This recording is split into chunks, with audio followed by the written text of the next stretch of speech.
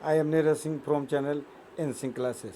Students, आज हम लोग डिस्कस करेंगे सॉइल रिसोर्सेज के बारे में। लैंड रिसोर्सेज के बारे में हम लोग पहले ही डिस्कस कर चुके हैं। देखिए, लैंड सरफेस जो है उसका बहुत बड़ा भाग जो है वो सॉइल से कवर्ड है और ये रिसोर्स के रूप में काम करता है। सॉइल जो है वो किसानों के लिए बहुत ही इम्पोर्टेंट चीज़ है, वैल्यूएबल है। और क्योंकि एग्रीकल्चर का जो प्रोडक्शन है वो डिपेंड करता है सॉइल के फर्टिलिटी पे। अगर जहाँ के सॉइल का फर्टिलिटी बढ़िया है, रिच है, और जहाँ डीप सॉइल कवर है वहाँ जो है प्रोडक्शन एग्रीकल्चर का बहुत बढ़िया है। दूसरी तरफ देख लीजिए, जहाँ सॉइल शेलो है, कम पतला है, और वहाँ फर्टिलिटी की कमी है तो वहाँ प्रोडक्शन भी कम होगा। जैसे थिक लेयर जो है वो क्या है, इम्पोर्टेंट है किस चीज़ के लिए, प्लांट ग्रोथ के लिए।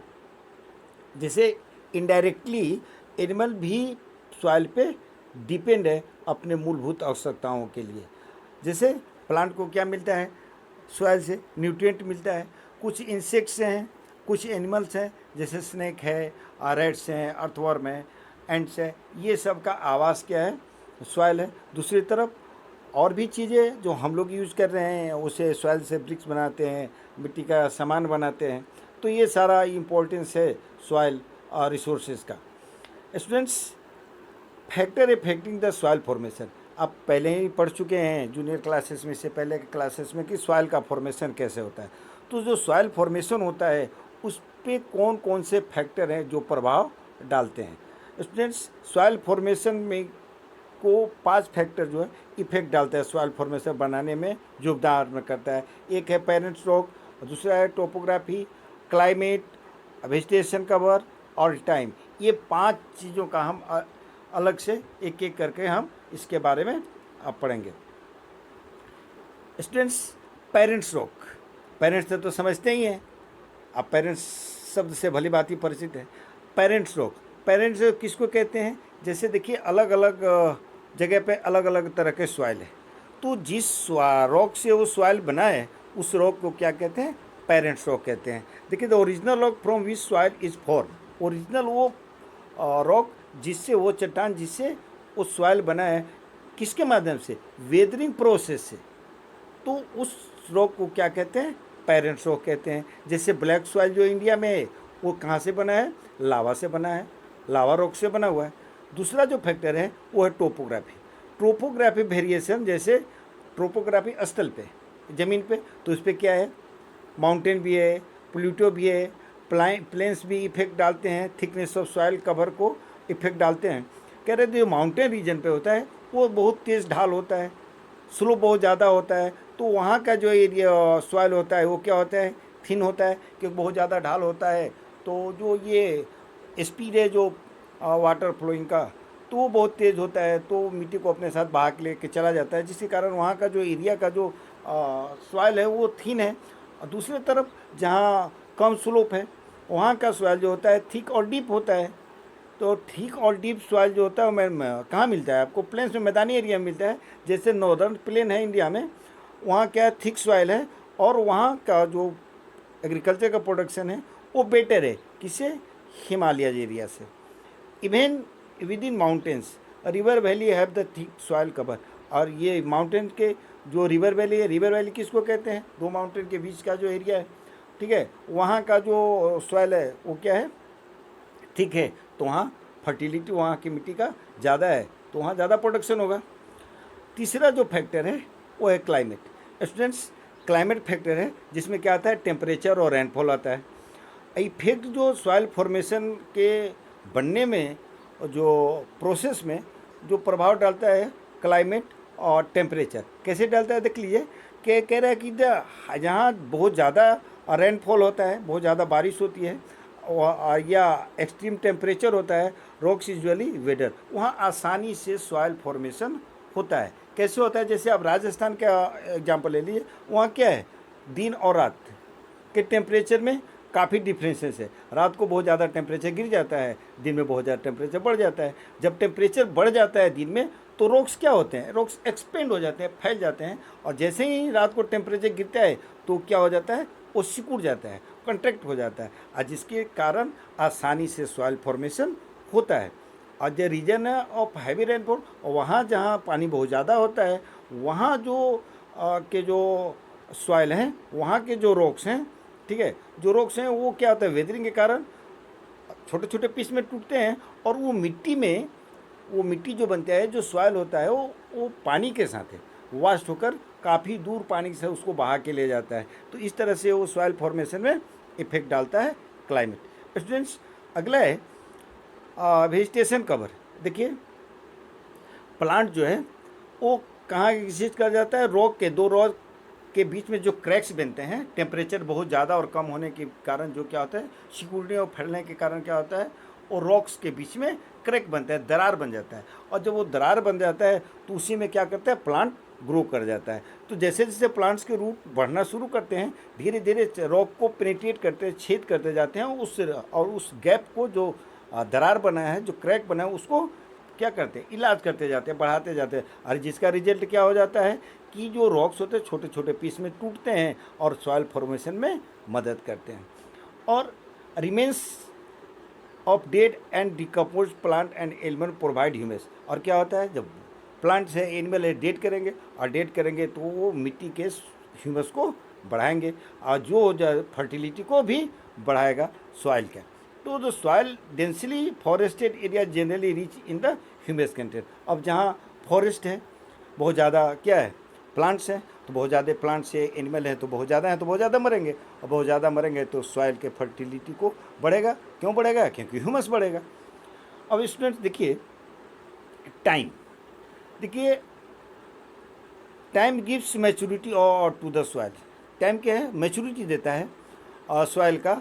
जैसे सॉइल जो दरअसल क्या है, रिन्यूएबल रिसोर्सेज है, और इसको बनने में बहुत ज़्यादा टाइम लगता है, ठीक है, बहुत ज़्यादा टाइम लगता है। फॉर एग्जांपल जैसे नील डेल्टा है या डेल्टा फॉर्म जो गंगा और ब्रह्मपुत्र रिवर्स में, उनको बनने में बहुत टाइम लगा है। और वो क्या है, वो डीप हैं और ठीक हैं, और डीप और ठीक होगा, उसका क्या होगा, फर्टिलिटी बढ़िया होगा, और वहाँ प्लांट का प्रोडक्शन जो होगा वो बढ़िया होगा। Students, fertile soil essential for the agriculture.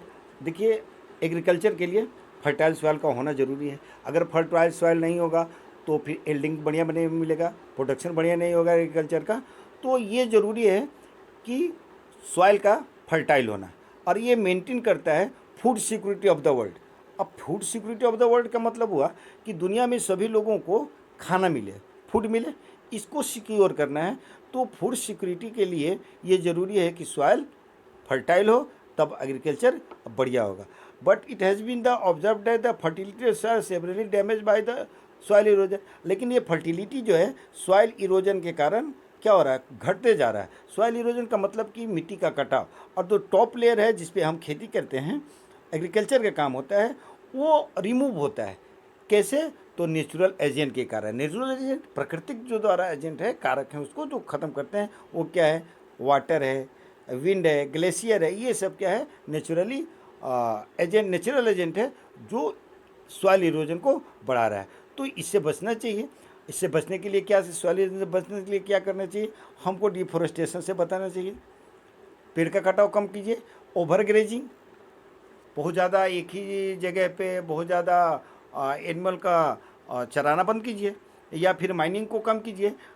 To need the conserve soil from the erosion has become one of the major environment concern. ये बहुत ज़रूरी हो गया इन्वायरमेंट के लिए कि आप सॉइल इरोजन से बचिए, सॉइल इरोजन को रोकिए। अब देखिए स्टूडेंट्स, सॉइल कंजर्वेशन, कंजर्वेशन मतलब बचाना, संरक्षण करना उसका। तो कह रहे हैं कि सॉइल कंजर्वेशन मतलब प्रिवेंशन ऑफ सॉइल, सॉइल को बचाइए, ठीक है ना, किससे, इरोड होने से, कटाव होने से। इसके लिए बहुत से अनेक मेथड है। जैसे पहला क्या है, afforestation. Afforestation is the process planting more trees and seed on the land. ज़्यादा से ज़्यादा प्लांट लगाइए, ज़्यादा से ज़्यादा प्लांट लगाइएगा, डिफोरेस्टेशन को रोकिए, और एफोरेस्टेशन को बढ़ावा दीजिए, ज़्यादा से ज़्यादा प्लांट लगाइए, और जो आपके मिट्टी के कटाव को कम करेगा, ठीक है। बहुत ज़्यादा हवा बहेगा तो उसको अपने साथ उड़ा के ले जाए हवा, इससे कैसे बचेंगे, तो आप प्लांटिंग कीजिए। और कैसे प्लांटिंग कीजिए, तो रो या तो रोड ट्रीज लगाइए, देखिए जैसे ये लगाया जा रहा है, आप देखते होंगे कि एक कतार में एक पंक्ति में क्या लगाया जाता है, पेड़ को लगाया जाता है, शेल्टर बेड बनाइए, और जिससे क्या होता है कि डेजर्ट रीजन और जो रीजन है जहाँ बहुत तेज़ हवाएं चलती हैं, तो वो क्या करे, विंड को क्या करेगा, विंड जो बहुत तेज़ चलेगा तो क्या करेगा, अपने साथ सॉइल को उड़ा करके ले जाएगा। तो उसको रोकने के लिए हम क्या करेंगे, रो प्लांटिंग करेंगे, यानी ट्री को एक पंक्ति में लगाएंगे ताकि हवा को रोके और सॉइल इरोजन को बचाए। Students, over grazing of animal, अब देखिए जैसे सीप हो गया, गोट्स हो गया, अब उसको चेक कीजिए। अब बहुत ज़्यादा एक ही लैंड पे या बहुत ज़्यादा आप उसको मत चराइए, उससे क्या होगा, उसके खुर जो होते हैं, उसके पैर से ऊपर का सॉइल जो होता है वो उखड़ता है, और जैसे ही हवा चलेगा वो उसको उड़ा करके अपने साथ ले जाएगा। इसलिए इस तरह के मूवमेंट को रिस्ट्रिक्ट कीजिए, रोकिए। Step should be taken to check the reckless of the cutting the felling the tree, आप क्या कीजिए, चेक कीजिए, पाबंदी लगाइए कि ट्री को नहीं काटा जाए, और आप फ्लड को रोकिए, बाढ़ आने से रोकिए। कैसे रोकिएगा, तो नदी पर डैम बनाइए, क्योंकि बाढ़ आएगा तो अपने साथ मिट्टी को काट के ले जाएगा, सॉइल को काट के ले जाएगा। तो फ्लड को रोकिए। कैसे रोकिएगा, तो आप डैम बना के रोकिए। टेरेस फार्मिंग कीजिए। टेरेस फार्मिंग का मतलब हो कि चबूतरा, चौड़ा चौड़ा एरिया में उसको स्टेप बाय स्टेप करके, ताकि पानी का फ्लो हो, उसका स्पीड जो हो कम हो। अब देखिए काउंटर प्लाविंग होता है। काउंटर प्लाविंग क्या है, इस टर्म को अब समझिए। टर्म छोड़ कर भागिए मत, ठीक है, टर्म को छोड़िए। काउंटर प्लानिंग कैसे प्लानिंग होता है, जैसे देखिए ये माउंटेन वाला रीजन में होता है। आपको एक फिगर बना के इस पर हम आपको समझा रहे थे कि इस तरह से होता है, इस तरह से, ठीक है। और ये क्या होता है, जैसे हमारे ये तेज़, चूँकि माउंटेन एरिया है, बहुत तेज़ी से पानी आएगा, तो क्या चला जाएगा, इस गड्ढा में पानी चला जाएगा, इस गड्ढे में पानी चला गया, और धीरे धीरे क्या हो गया, ये नीचे की तरफ चला गया, और सॉइल जो क्या हो गया, इसमें रुक गया। और जो प्लांटिंग करते हैं, और प्लांटिंग के काम यहाँ करते हैं, देख लीजिए इसे, ये क्या है एरिया, ये प्लांटिंग कर दिए, यहाँ प्लांटिंग कर दिए। अब देखिए माउंटेन एरिया है, तेज़ी से पानी आएगा तो ये गड्ढे में जाएगा, और गड्ढे से धीरे धीरे पानी नीचे चला जाएगा, और ये सॉइल रह जाएगा। फिर इस एरिया में क्या प्लांट लगा दिए, ठीक है, और इस एरिया में क्या हो गया, पानी आया तो धीरे धीरे क्या हो गया, पानी नीचे की तो और चला गया, और इसमें सॉइल रुक गया। इस तरह का जो प्लानिंग होता है ना, इसी को कहते हैं काउंटर प्लानिंग, काउंटर प्लानिंग कहते हैं। तो इसको बढ़ावा दीजिए, ठीक है, ताकि सॉइल के हिल एरिया में स्लोप पे वो बच सके। और साइंटिफिक तरीके से आप खेती के काम कीजिए, ठीक है।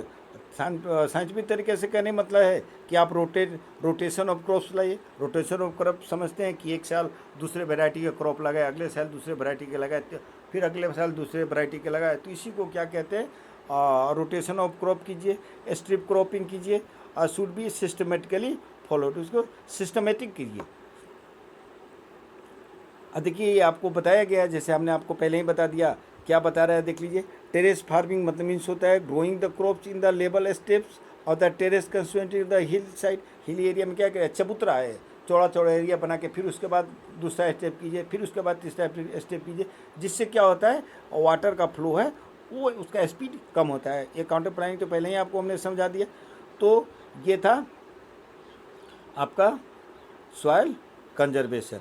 स्टूडेंट्स, अगला जो टॉपिक होगा वो होगा वाटर रिसोर्सेज। छोटा छोटा टॉपिक बनाया जा रहा है ताकि आप बोर ना फील करें, और खूब बढ़िया से 2-3 बार देख के आप उसको पढ़िए, ताकि सारा चीज़ आपके जहन में याद रहे। Thank you.